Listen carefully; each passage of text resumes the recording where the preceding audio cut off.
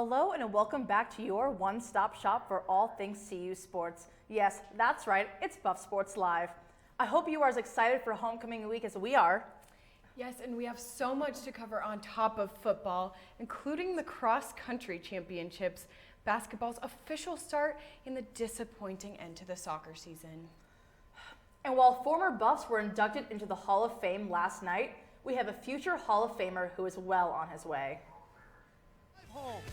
And Joe Klecker, leading the last 4,000 meters, is going to win it for Colorado.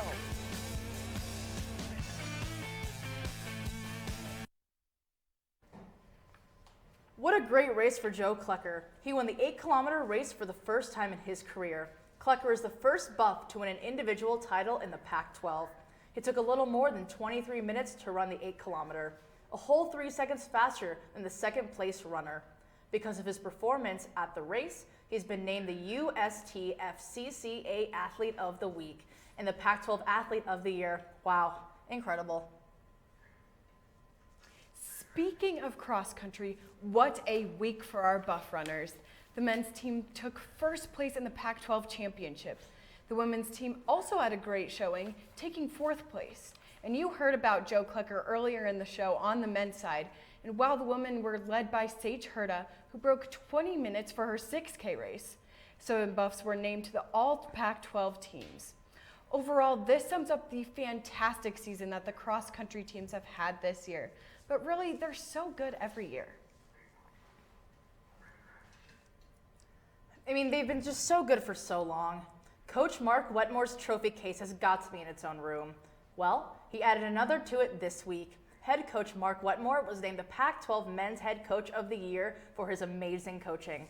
Of course, Wetmore's not new to this stage. He's won the award 31 times for both men's and women's teams in just 28 years. His consistently great coaching is one of the reasons that the cross-country teams have been so successful.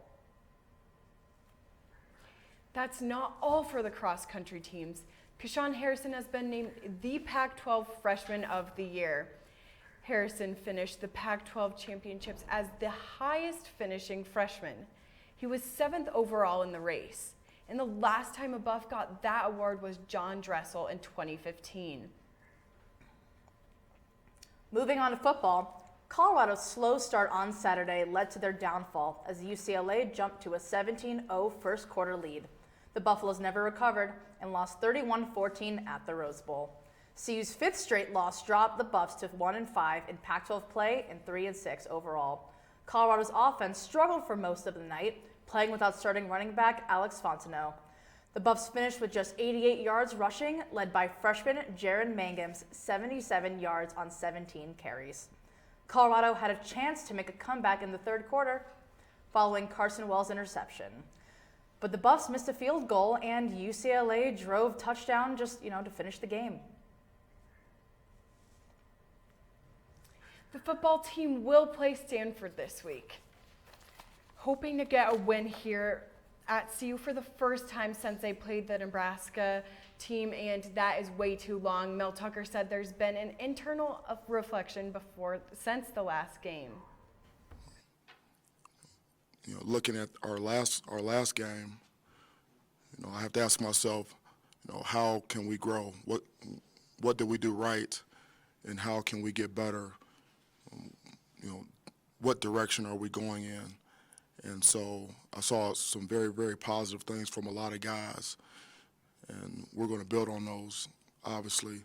Also saw some things that need to be cleaned up, where we need better execution, both sides of the ball, special teams. Some exciting news for our football team. We've been recruiting. Antonio Alfano, currently a freshman defensive end for the Alabama Crimson Tide and former 5-star recruit, announced that he will be transferring to CU next year. Obviously, having such a great defensive end added to our team will build the Buffs into a better team. But could this recruit have even bigger effects? The Denver Post calls it the Alfano effect. The idea is that since they are seeing that CU is getting the top prospects, other high-ranking recruits will want to come to CU. Mel Tucker agrees, and he assured us that he is aggressively recruiting for next year. We can tell, Mel. And now it is finally time for the trivia question. We'll stay with the cross-country team and ask you, how many times has Mark Wetmore won the conference championships in cross-country? And trust me, it's a lot. We'll have that answer for you later in the show. But don't you dare Google the answer. Scouts honor. And coming up after the break, we'll bring you the details on yesterday's CU Athletic Hall of Fame induction. And if the football news is getting you down, keep your hopes up because the CU basketball team is back on the court. Find out what's coming up for the team after the break. Stay tuned.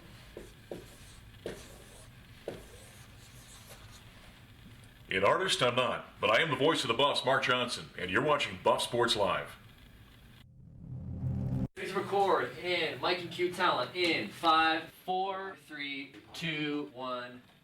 Mic up on 2. Alright, take 1. And fade camera 2. Take 3. Ready, red.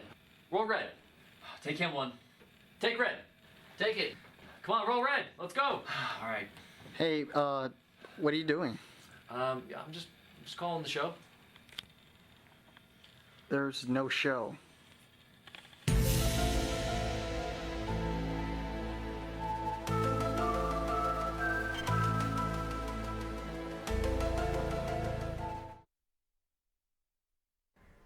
And without further ado, here's sports' sassiest reporter with the news on last night's Athletic Hall of Fame induction.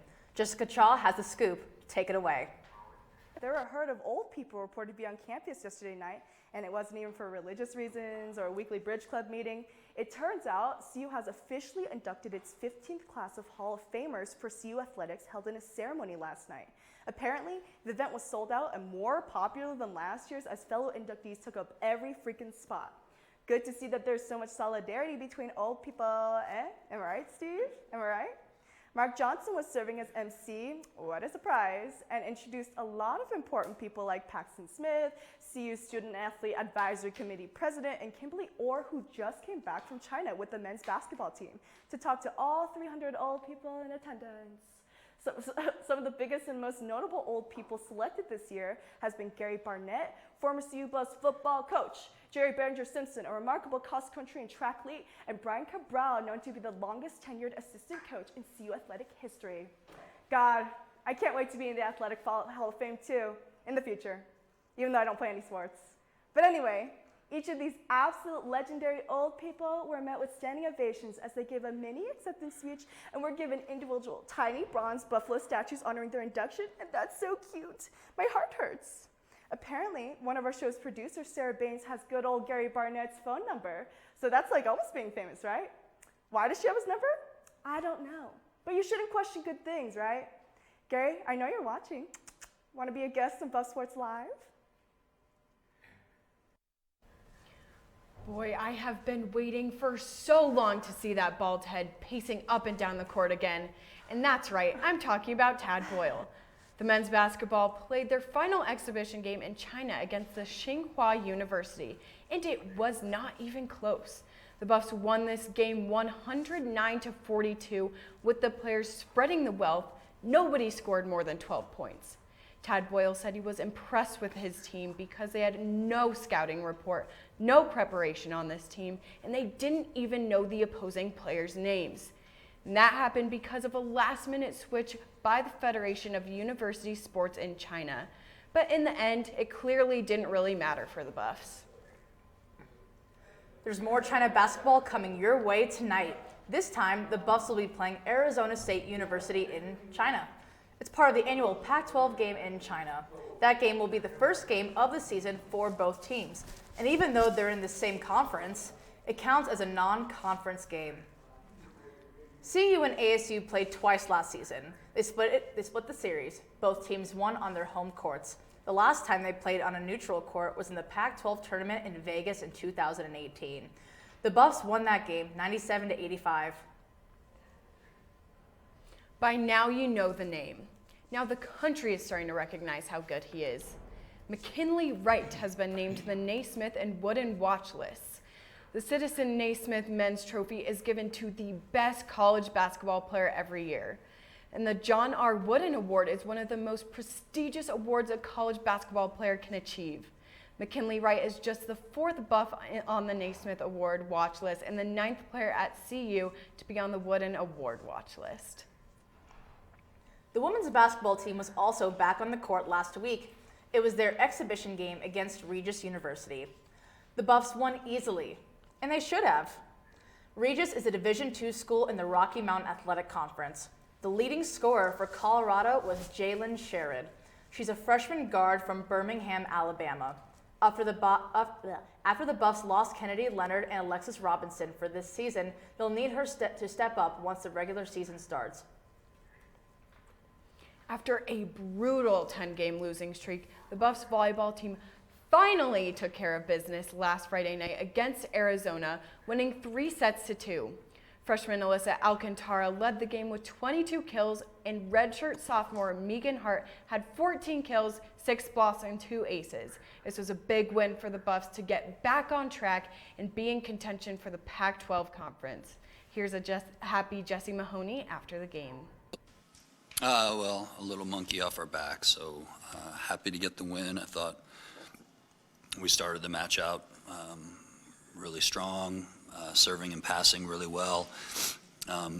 We thought they were going to short service a lot, which they did, and we handled that really well in the first 2 sets. They got away from it as the match went on because we were siding out at a really high level. The volleyball team kept it going against ASU, sweeping them in 3 sets. This is the first time they swept Arizona State. The Buffs were led by Megan Hart, who had 11 kills without a single error. Jenna Ewert had a double-double, leading the Buffs in assists and digs. Jessie Mahoney said the Buffs played with tons of energy and served and passed well. Yeah, the volleyball team made it 3 in a row last night. Jessie Mahoney's squad swept UCLA and Los Angeles, making it 2 straight sweeps in a row. Jenna Ewert had another monster game with 37 assists, 10 digs, 3 kills, and 3 blocks. The Buffs have now won 3 straight and are within 1 game of 500. The end of the soccer season did not look pretty for the Buffs, and we'll tell you why after the break.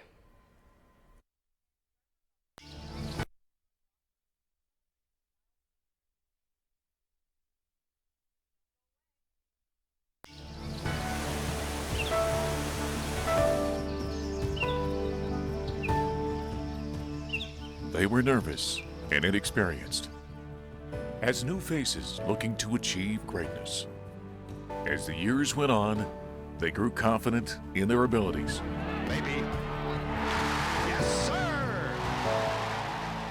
Now they look to guide others in the same pursuit. There it is! Can you believe it? All are welcome to be featured on the biggest stage. Is it its time? We invite you to discover what you're capable of at BuffSports Live.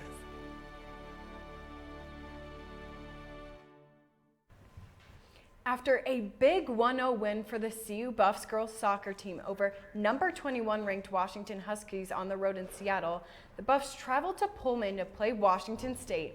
Senior Taylor Korniak scored in the 60th minute of the game with an assist from senior Stephanie Zuniga. However, the lone goal wasn't enough for the Buffs as they lost 4-1 to the Cougars. And to end the season, the Buffs lost to the regional rivals, Utah. Colorado gave up a goal at the 18th minute of the match to Ireland Dunn.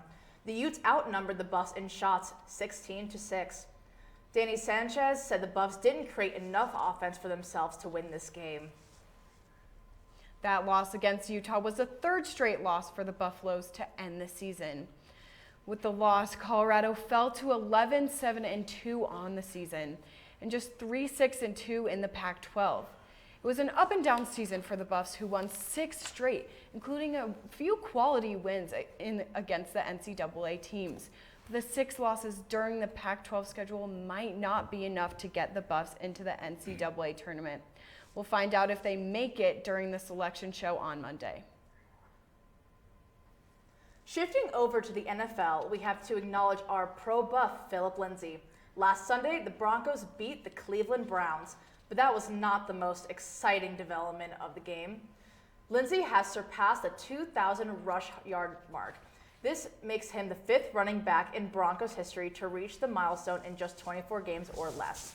This is a huge accomplishment, and we love to see our forever Buffs doing big things. USC has just hired a new athletic director, and you might just recognize the name.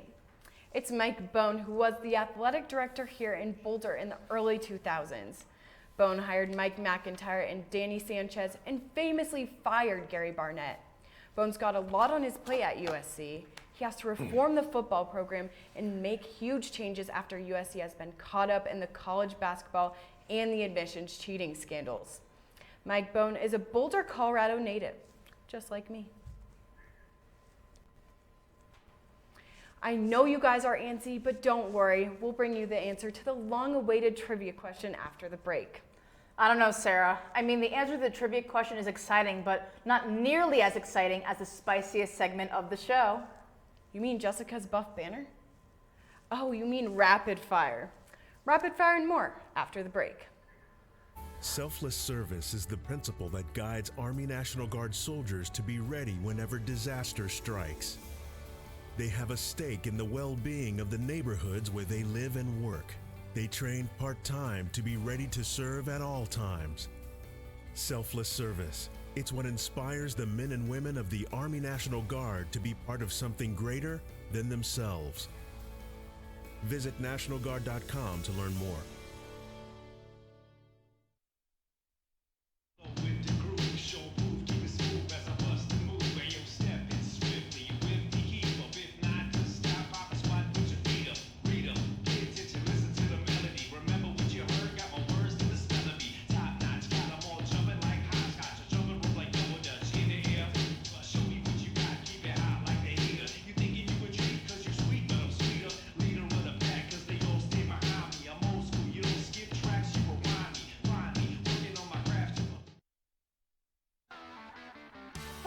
It's Zoe Paulson with Rapid Fire. We've got some exciting things going on in Buff Sports this week. The fall sports are coming to an end and the winter season is just starting up. The women's tennis team is playing at the San Diego State University Fall Classic. After day one, the Buffs are undefeated in doubles play, and they're hoping to keep up the good work for the rest of the weekend. Of course, we have the extremely exciting and much anticipated start to the CU men's basketball season. They'll be playing Arizona State in Shanghai, China, so tune in at 8:30 tonight. After that, the Buffs football team will take on Stanford for a homecoming football game tomorrow, November 9th. Also tomorrow, the women's volleyball team faces off against USC in what will certainly be a competitive matchup. The women's basketball team also kicks their season off on Sunday against the New Jersey Institute. They'll play again on Wednesday against Wisconsin. Both games will be at the CU Event Center, so make it out to cheer them on. Back to you guys. And now we've got the answer to that trivia question. Remember, this week we're asking you about the cross-country team. How many times has Mark Wetmore won the conference championships for cross-country? And the answer is, drum roll please, Mark Wetmore's 30. What a great job by him. And it has come to the end of the show, my least favorite part. But Sarah, don't worry. We have a lot to look forward to. It's homecoming weekend. You're right. Fingers crossed we can get our 4th win this week. Have a fun and safe weekend, Buffs. We'll see you next week for our next edition of Buff Sports Live.